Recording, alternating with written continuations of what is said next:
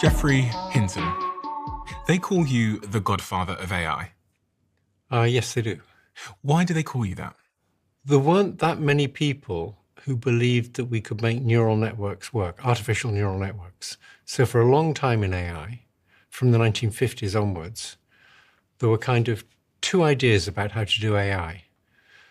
One idea was that the sort of core of human intelligence was reasoning.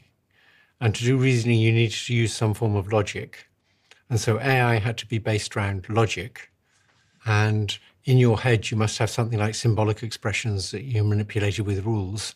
And that's how intelligence worked. And things like learning or reasoning by analogy, they'd all come later once we've figured out how basic reasoning works. There was a different approach, which is to say, let's model AI on the brain, because obviously the brain makes us intelligent.